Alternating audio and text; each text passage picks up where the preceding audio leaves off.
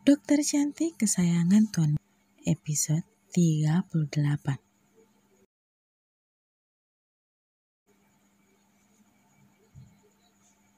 Sinar terik matahari tidak membuat Inggit menyudahi acara bermainnya di pantai. Sesuai dengan permintaannya, wanita itu telah naik perahu bersama Romi dan Disa. Romi sempat dibuat bingung oleh kedua wanita itu, di mana mereka seakan-akan memonopoli dirinya, membuat Romi sempat menggelengkan kepalanya. Jika Romi menganggap biasa tentang Disa yang selalu menempel padanya, tapi lain halnya dengan Inggit. Istrinya itu tiba-tiba menjadi agresif dan meminta ini dan itu dengan tingkah manjanya. Meski heran, tapi jujur saja Romi menyukainya. Mungkin saja setelah ini, ia dan Inggit bisa saling bertukar cerita mengenai pribadi masing-masing.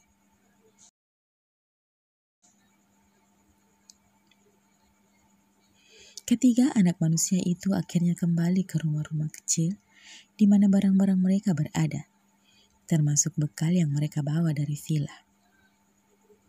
Sudah waktunya mengisi perut, kemudian kembali lagi bermain, masih sesuai dengan permintaan si radio rusak yang sudah mengancam akan pulang sendiri jika keinginan tidak dituruti. Romi pun memaklumi hal tersebut, mengingat selama ini istrinya telah bekerja keras di rumah sakit tanpa pernah melakukan refreshing di luar rumah. Disa pun semakin dibuat kesal akan hal itu. Gadis itu selalu mengumpat kasar dalam hati karena keinginan Inggit selalu terpenuhi, sedangkan keinginannya selalu dikesampingkan. Gara-gara wanita ini, Kak Romi sudah tidak perhatian lagi padaku, batin Disa. Setelah beristirahat sejenak, Romi memilih merebahkan badannya sebentar. Sedangkan Inggit telah memilih berjalan menyusuri pantai, masih mengenakan topi pantainya. Rambutnya berterbangan tertiup angin. Kakinya bergerak maju, mundur mengikuti arah air yang terkena sapuan ombak. Hingga sampailah ia di sebuah tumpukan batu yang bentuknya tidak beraturan. Inggit menginjakkan kaki janjangnya dari batu ke satu ke batu yang lainnya. Bibir mungilnya bersenandung riang. Sesekali kepalanya bergerak ke kiri dan ke kanan. Kesenangannya itu terganggu saat tiba-tiba saja Disa berada di belakangnya dan sedikit mendorongnya hingga wanita berambut panjang itu hampir saja terjatuh. Tapi meski begitu, jari kakinya terlihat lecet karena gesekan batu hingga mengeluarkan cairan merah dan Inggit merasa itu sedikit perih. Kamu apa-apaan sih? Datang langsung main dorong-dorong. Sungut Inggit menatap tajam kepada Disa. Hei kak, gak usah sok cantik. Lah, emang aku cantik? Iri bilang bos. Potong Inggit diakhiri dengan ejekan serta juluran lidah. Disa menggeram tertahan, kemudian kembali melangkah, lalu dengan sadar menyenggol Inggit yang kini berjalan menjauhi dirinya. Au! Inggit terjatuh di antara bebatuan, membuat lututnya lecet. Bahkan res yang dipakainya pun terlihat sobek. Inggit menoleh, mendelik tajam. Ulat bulu. Kalau kamu ada masalah ngomong.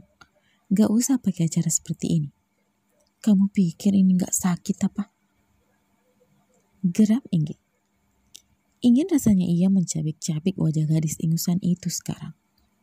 Lalu melemparnya di tengah laut, biar jadi santapan hewan buas di dalam sana. Inggit berdiri perlahan seraya meringis. Sedangkan Disa hanya berdiri melipat kedua tangannya tanpa merasa bersalah sedikit pun. Kecemburuan telah membuat ia nekat melakukan hal yang tidak terpuji.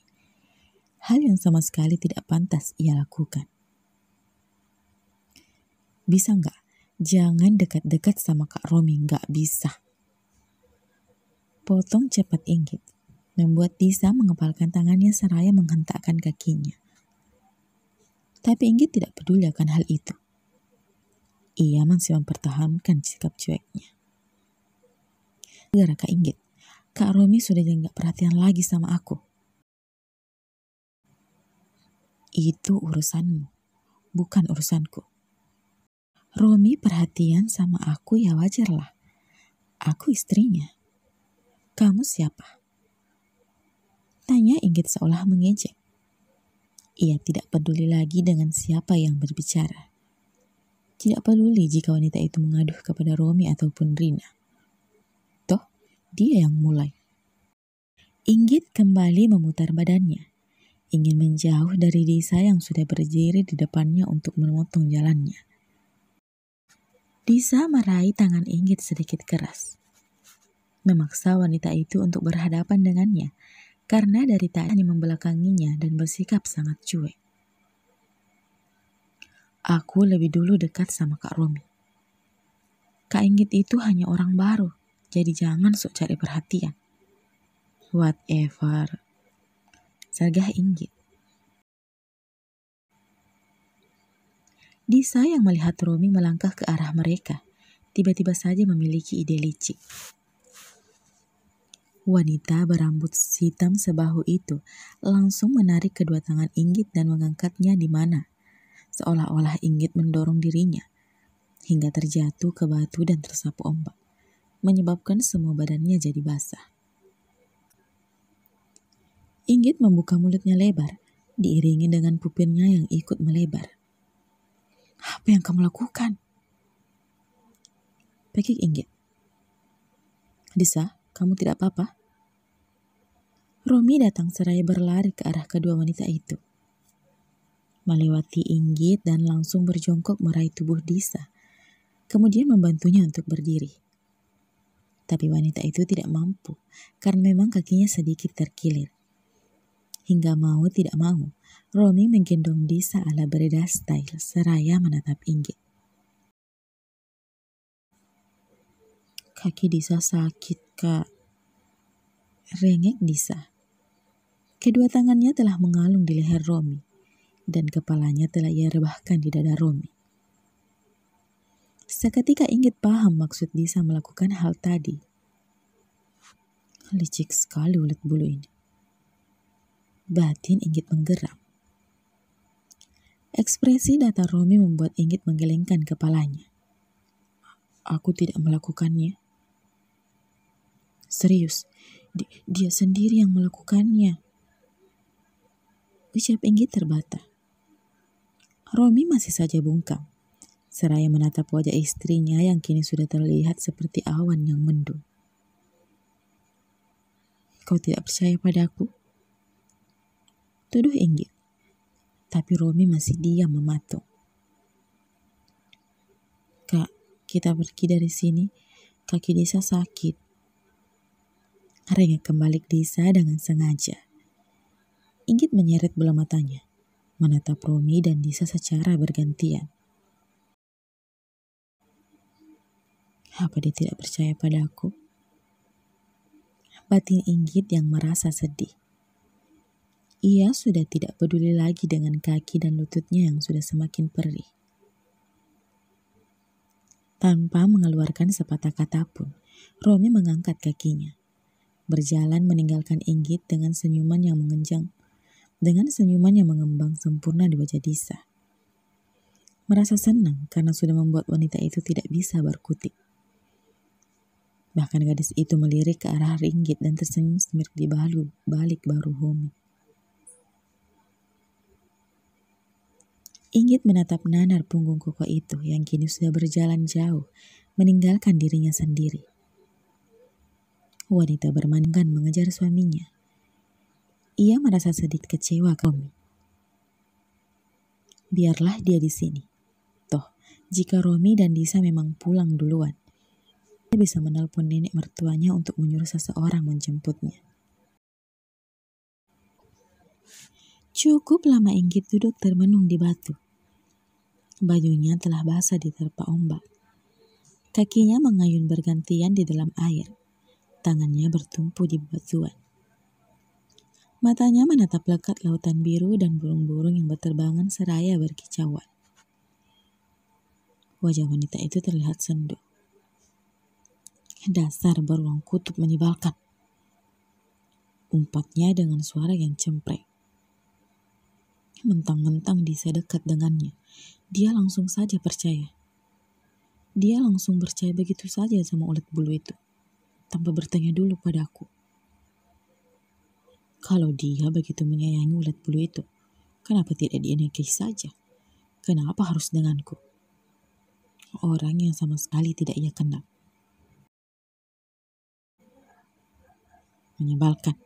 Pokoknya beruang kutub itu menyebalkan. Inggit mengepalkan kedua tangannya, lalu menghempaskannya seolah-olah ia sedang memukul suaminya yang sekarang sedang ia maki tanpa henti.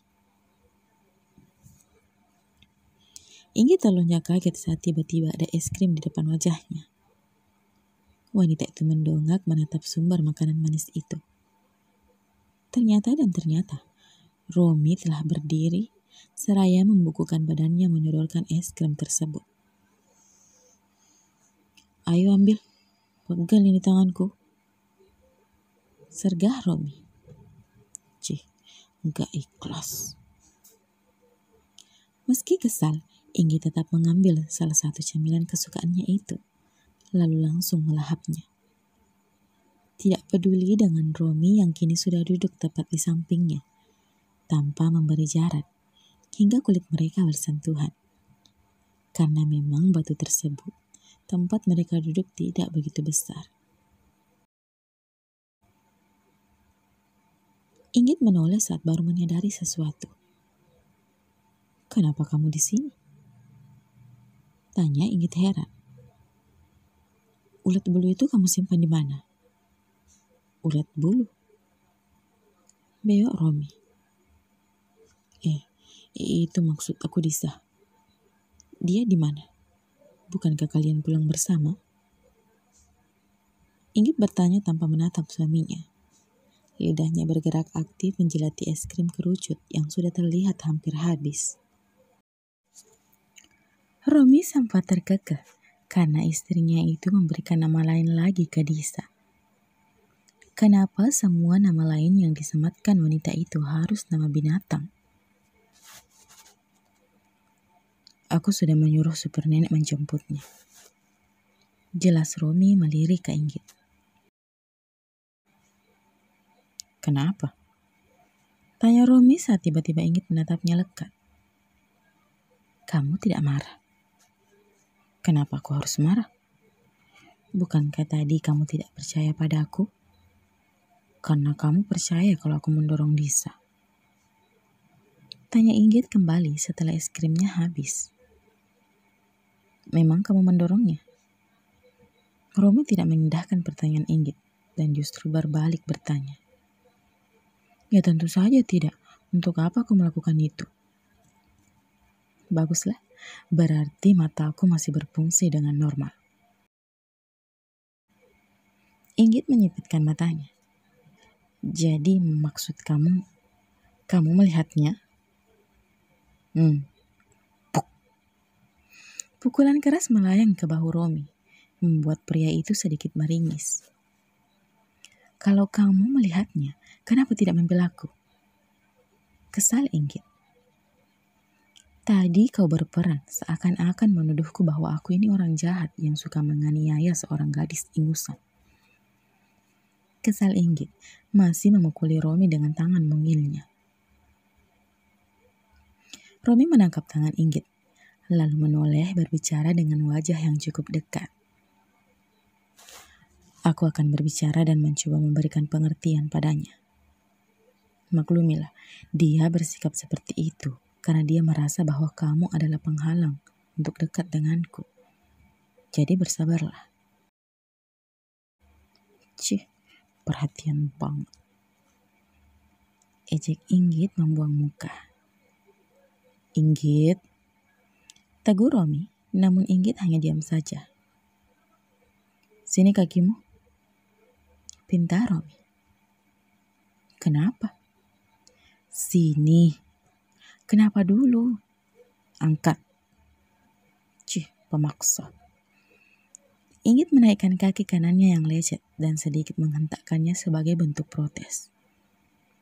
Romi sekilas melihat lutut istrinya yang terluka, lalu menatap jari kelingking wanita cerewet itu yang juga sedikit lecet. Apa dia melihat lukaku? Batin Inggit. "Kita ke mobil, obati lukamu," ucap Romi tiba-tiba dan sudah bangkit. Celananya sudah terlihat basah. "Ini tidak apa-apa kok, hanya lecet sedikit," protes Inggit, sebab ia masih ingin menikmati pemandangan indah yang sangat jarang ia nikmati. "Jalan sendiri atau aku gendong?" balas Romi menantang, karena memang ia tidak ingin ditolak. "Memang berani menggendongku? Coba aku mau lihat." Goda Inggit menaik turunkan alisnya. Dia begitu percaya diri, jika Romi hanya menggertaknya saja. Pria itu tidak mungkin benar-benar menggendongnya. Hingga tiba-tiba, "Apa yang kamu lakukan?" Pekik Inggit karena tubuhnya kini telah melayang dan ditopang oleh kedua tangan besar Romi. Inggit menatap sekelilingnya, mengamati apakah ada seseorang yang melihat itu. "Turunin." "Aku hanya mengikuti apa mau. Jadi jangan banyak bergerak." Tidak, Romi. Pria itu benar-benar menggendong istrinya ala bridal style, menyusuri pesisir pantai tersebut menuju ke parkiran. Sedikit terlihat senyum di bibir tebal dan seksi Romi, sebab Inggit tak henti-hentinya memukul kecil dadanya. Inggit mengalungkan kedua tangannya di leher Romi, menyembunyikan wajahnya di dada bidang suaminya yang cukup keras, seraya menggerutu tidak jelas. Antara kesal, malu dan juga nyaman. Dada bidang itu ternyata sangat nyaman menjadi tempat sandaran.